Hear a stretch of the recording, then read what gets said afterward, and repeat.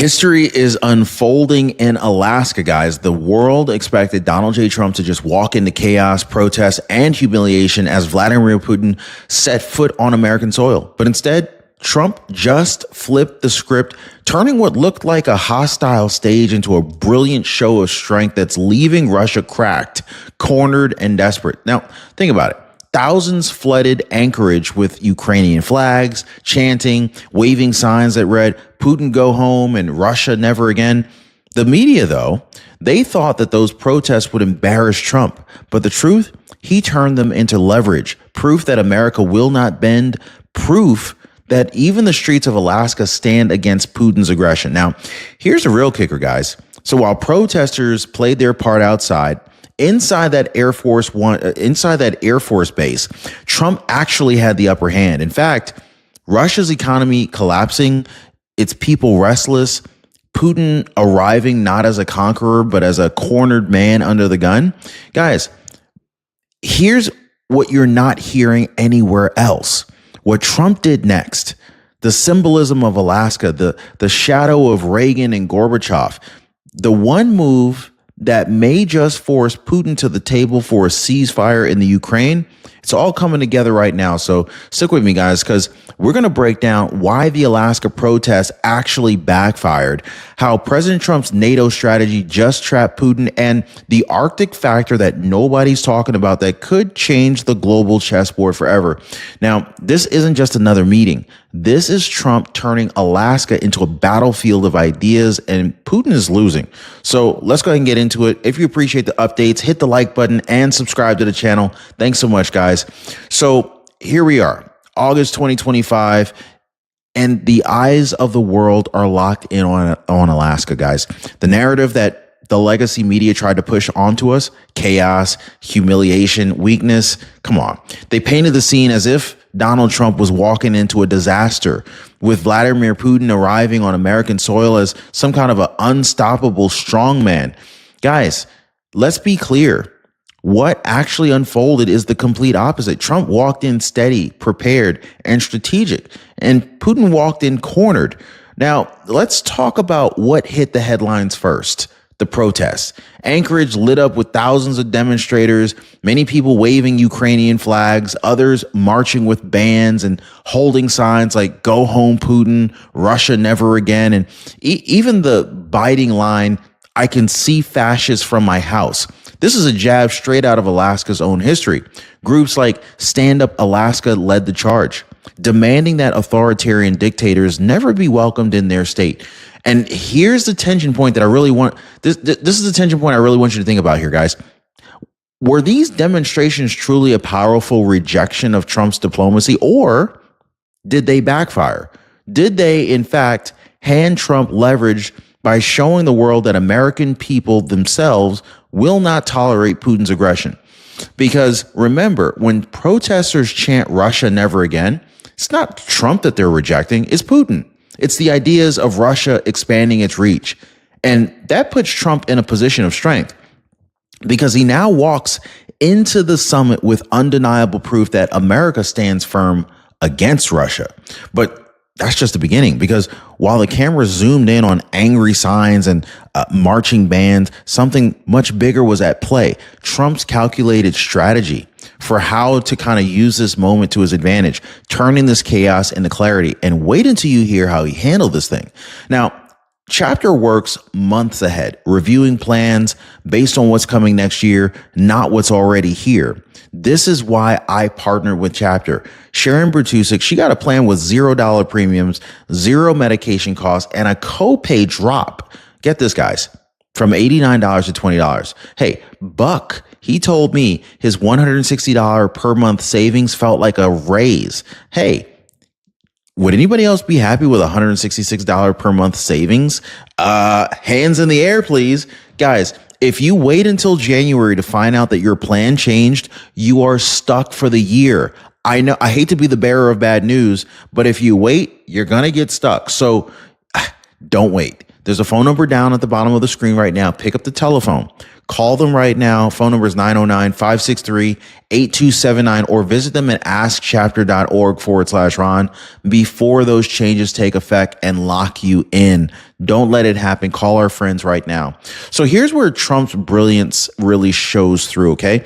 Most politicians, when they're faced with these loud protests, they either lash out or they retreat. But Donald J. Trump, he doesn't do either of those things. He lets the noise just kind of roll off his back by choosing Joint Base Elmendorf Richardson as the stage for the summit.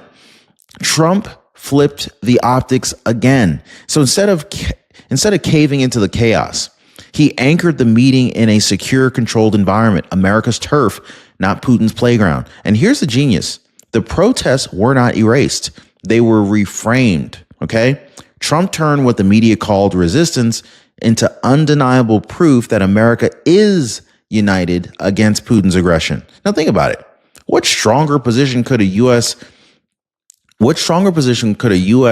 president walk into negotiations with? The streets were screaming no to Russia.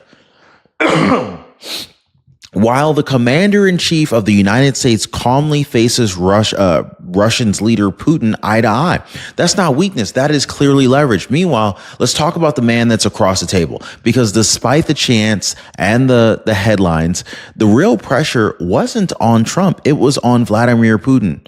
Russia is under the gun like never before. Their economy was battered by sanctions. Their people restless and unhappy. Their global influence is shrinking.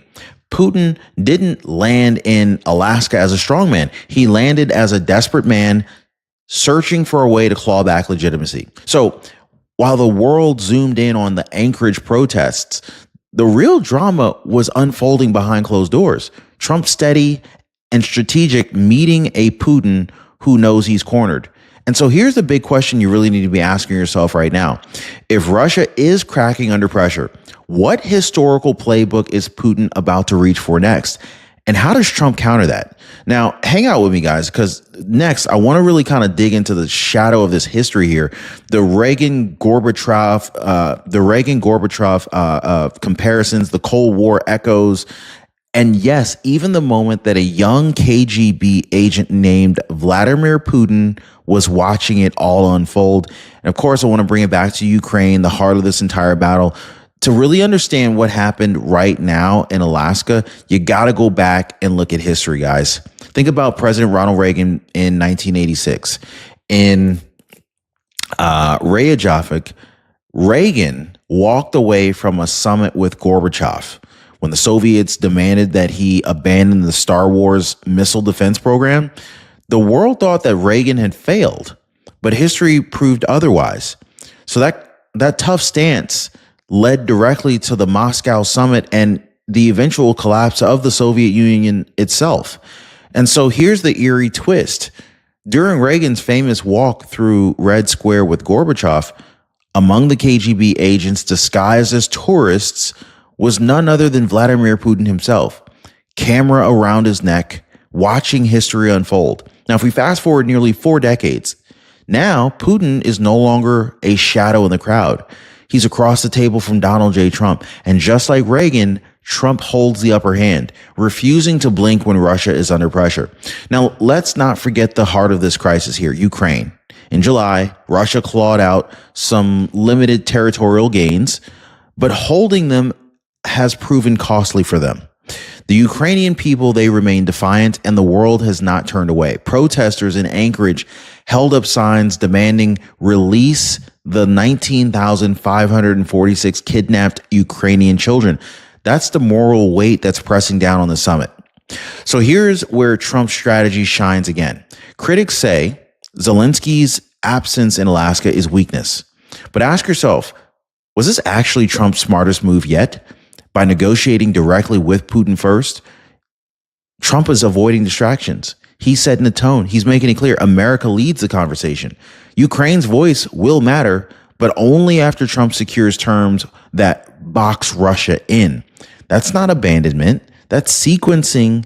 That's pure leverage. Now, here's a question I want you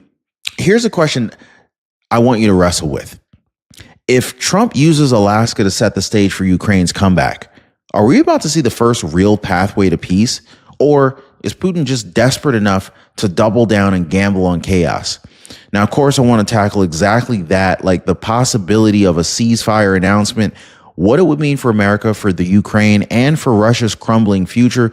And then we need to talk about NATO, the massive global stakes, and of course, the Arctic chessboard that hardly anyone's talking about right now. So here's the breaking tension point everyone's whispering about in Washington and across Europe, a potential ceasefire. Even seasoned analysts like Dana Perino, they're admitting it's in play. Now imagine the scene here, guys. Picture this. Close your eyes. President Trump and Putin walk out of Alaska, not just shaking hands, but announcing a pathway to stop the bloodshed in the Ukraine. For families desperate for peace, that would be monumental. For America's position in the world, it would be historic. So here's the split. Critics are going to say this gives Putin breathing room. They're going to argue Trump's cutting deals with a dictator. Yet, if you look closer, who's really holding the cards here, right? I think it's Trump. I think it's very clear it's Trump. He's the one that's forcing Putin to the table. He's the one that's setting the conditions. He is the one that's showing the world that America, under his leadership, is driving events, not reacting to them. So whether it's an immediate ceasefire or maybe the setup for the next round of talks, Trump positions the U.S. as the only true power capable of enforcing stability. Now, expand the lens a little bit. This isn't just about Ukraine. It's about NATO. For decades, NATO was a patchwork alliance with too many nations dodging their responsibilities. Okay. But now under Trump, that changed. He demanded allies pony up the money, and they did. Today, NATO is more unified than it's been in at least a generation, not in spite of Trump, but because of Trump. And so that unity really matters, because Putin's dream has always been to divide NATO, to peel off weaker allies, to recreate the Soviet sphere of influence piece by piece. But instead, in Alaska, Putin faced the exact opposite. Trump standing tall, NATO aligned, America leading. For Putin, that's not just frustrating, it's humiliating. And so here's the kicker. Trump's play with NATO isn't just about Europe. It's actually about the future balance of power worldwide. So if NATO is unified under American leadership, where does this leave Russia? Cornered, exactly. So, but this story is not over yet, guys, because there's one factor that most of the media is completely ignoring. This is something that really makes Russia itself the perfect stage for this showdown, okay? I'm talking about the Arctic, the resources, the minerals, the geopolitical chessboard that could define the next 50 years. And Trump just sent Putin a message by holding the summit there. Now, hang out with me, guys, because this next part is really going to blow this picture wide open. Now, I want to talk about why Alaska isn't just a backdrop. It was a message, because beyond the protests and the press coverage, this summit was about the Arctic. The Arctic holds some of the richest untapped minerals and energy reserves in the world. I'm talking rare earth elements, vital for technology and defense, oil and gas reserves that could fuel economies for decades. And here's the kicker. It's also the new frontier of global power competition. Russia wants the Arctic. China wants the Arctic. But who owns the high ground? America does. And President Trump knew exactly what he was doing by bringing Putin to Alaska. It wasn't just a convenient location. It was a statement. The U.S. controls the Arctic chessboard, not Russia. And when Trump greets Putin on American tundra, it's a silent reminder, this is our house, this is our ground, this is our power, our resources. And this brings us to what many of the most watched, this may be the most watched moment of all, the press conference. So will it be Trump standing alone or Trump and Putin side by side? That matters, because Putin thrives when he controls a narrative, when he sends his spokesman, Dmitry Peskov, out to spin the story first. But Trump, he thrives under the toughest questions. He doesn't hide behind handlers. He takes the fire directly. And so here's the tension point that you really need to watch. Will Trump use that press conference to project America's strength and corner Putin publicly, or will Putin attempt to twist the narrative, painting himself as the equal on U.S. soil? Now, one thing is certain. If Trump seizes that microphone first, it will be his framing, not Putin's. That travels the globe, guys. And so this kind of leads us right into the last part of the story that I wanted to share with you guys. Closing symbolism, okay? Because what happened in Alaska wasn't just another meeting, it was a turning point. And the way that Trump left Putin cornered may go down in history. So let's pull it all together. Vladimir Putin landed in Alaska expecting leverage. He thought protests were going to weaken Trump, that the optics would embarrass America, and that his presence alone would that it would intimidate the world. But what actually happened, really? I mean, he faced thousands of protesters shouting, "Russia never again." A united America standing firm with Trump and against Russia, and a president who never blinked. Trump didn't just hold his ground, he flipped the entire narrative. So by using Alaska as the stage, he reminded Putin who actually controls the Arctic. By keeping NATO tight, he proved that America's alliances are stronger than ever.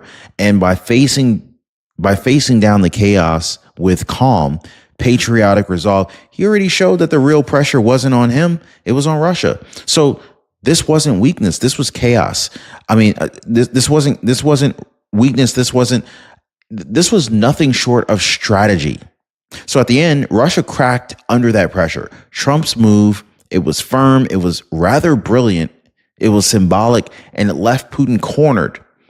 And America, once again, is leading the world. Now, if you found this breakdown powerful, do not go anywhere, because YouTube thinks that you're really going to enjoy the next video that just popped up on your screen right here. Trust me, guys, you're not going to want to miss it. Click it now, and I'll see you on the other side.